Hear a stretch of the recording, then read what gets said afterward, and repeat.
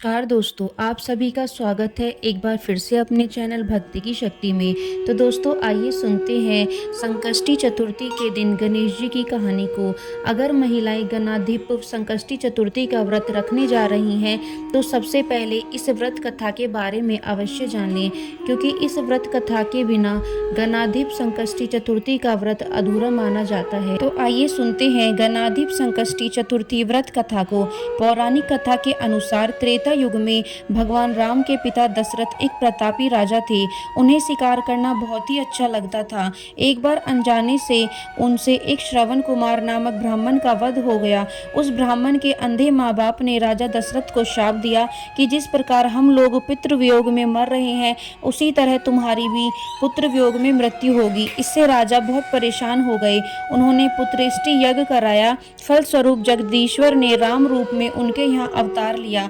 वहीं भगवती लक्ष्मी जानकी के रूप में अवतरित हुई।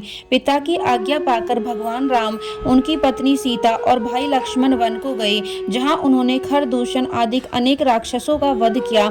इससे क्रोधित होकर रावण ने सीता जी का अपहरण कर लिया। फिर सीता जी की खोज में भगवान राम ने पंचवटी का त्याग किया और ऋषिमुख पर्वत पर पहुंचकर सुग्रीव से मित्रता की।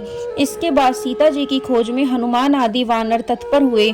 उन्हें ढूंढते ढूंढते गिद्धराज संपाति को देखा।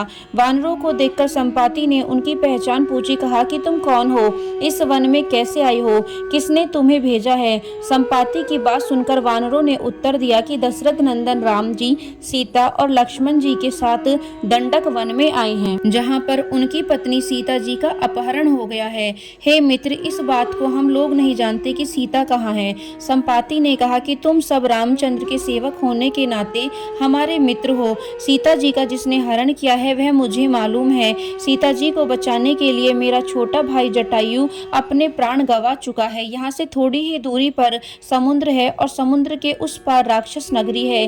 वहीं अशोक के पेड़ के नीचे सीता जी बैठी हैं। सीता जी अभी भी मुझे दिखाई दे रही हैं। सभी वानरों में हनुमान जी अत्यंत पराक्रमशाली हैं, अतः उन्हें वहां जाना चाहिए, क्योंकि सिर्फ हनुमान जी ही अपने पराक्रम से इस विशाल समुद्र को लांघ सकते हैं। संपाति की बात सुनकर हनुमान जी ने पूछा, हे संपाति, इस विशाल समुद्र को मैं कैसे पार कर सकता हूँ? जब हमारे सब वानर उसे पार करने में असमर्थ हैं तो मैं ही अकेला कैसे पार जा सकता हूँ? संपाति ने हनुमान जी को उत्तर दिया कि हे मित्र, आप संकट नाशक गणेश चतुर्थी का व्रत करो। उस व्रत के प्रभाव से आप समुद्र को क्षण भर में पार कर लोगे। संपाति के कहने पर ही हनुमान भगवान ने संकट चतुर्थी के उत्तम व्रत को किया। इस प्रभाव से हनुमान जी क्षण भर में ही समुद्र को लांघ गए। अतः इस लोक में इसके समान सुखदायक और कोई दूसरा व्रत नहीं है।